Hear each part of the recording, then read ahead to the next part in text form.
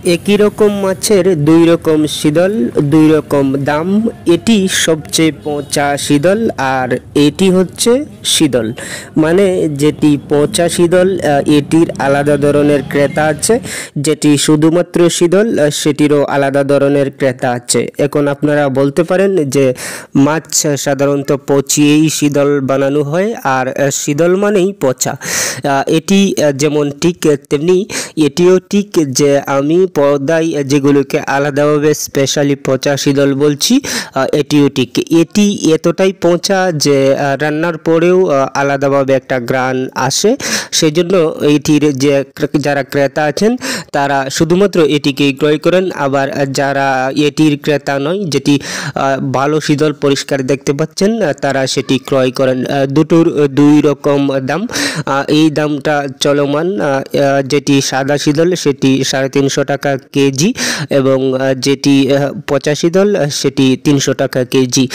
উনি যে দামটা বলেছেন এটা একেবারেই পিওর দাম, মানে এই দামেই ক্রেতার কাছে বিক্রি করে দেবেন যদি উনি চান একটু বেশি। যেহেতু আমি এই প্রতিবেদনটি কালেক্ট করছি, ওনারা আমাকে চেনেন, সেই জন্য একেবারেই পিওর দামটা বলেছেন। আপনাদের কাছে ওনারা 400 টাকা কেজি চাইতে পারে, এটিও স্বাভাবিক যে 400 টাকা কেজিই চাইবেন, নতুবা আপনারা আরও কমিয়ে বলবেন, ওনাদের ব্যবসাটা হবে না। ভিউয়ার্স, আপনারা জানেন যে সিলেট বন্দর বাজারে অনেকগুলো শীতলের মার্কেট আছে, সেখানে ওনারা আলাদা আলাদাভাবে শীতলের ব্যবসাটা করে থাকেন। আজকের যেখান থেকে প্রতিবেদনটি কালেক্ট করছি এটি অস্থায়ী একটি মার্কেট, অস্থায়ীভাবেই ওনারা মার্কেট নিজেই গড়ে নিয়েছেন, নিজেরাই বিক্রি করেন। ওখানে বসা একেবারেই বৈধ নয়। সিলেট সিটি কর্পোরেশন ওনাদেরকে বারবারই এখান থেকে তাড়িয়ে দেন, তবু ওনারা এখানেই বসেন।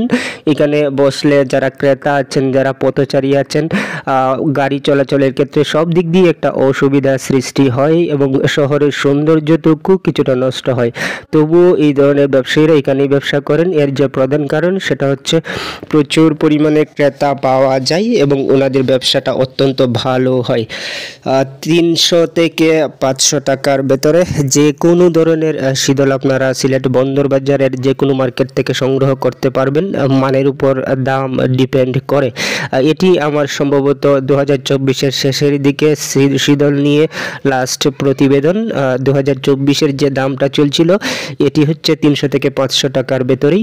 ভিউয়ার্স, আপনি যদি সাবস্ক্রাইব করেন তাহলে এই ধরনের প্রতিবেদনগুলোতে আমি সরাসরি ক্যামেরার সামনে থেকে কাজ করতে পারবো, আর ক্যামেরার সামনে থেকে কাজ করতে আমি নিজেও চাইছি। ক্যামেরার সামনে থেকে কাজ করলে এই ধরনের প্রতিবেদনগুলো অত্যন্ত ক্লিয়ারভাবে উপস্থাপন করা সম্ভব এবং আপনারাও ভালো তথ্য পাবেন, যে তথ্যগুলোতে আপনারা অনেকেই উপকৃত হবেন। আমি সাধারণত দাম কেন্দ্রিক এবং ব্যবসা কেন্দ্রিক, ব্যবসায়িক আইডিয়া কেন্দ্রিক ভিডিওগুলো বানিয়ে থাকি। যারা দেখেছেন তারা জানেন, যারা দেখেননি তারা চাইলে আমার চ্যানেলের ভেতর থেকে ঘুরে আসতে পারেন।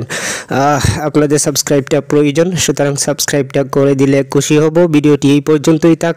যারা এত সময় আমার সাথে ছিলেন তাদের সবাইকে ধন্যবাদ।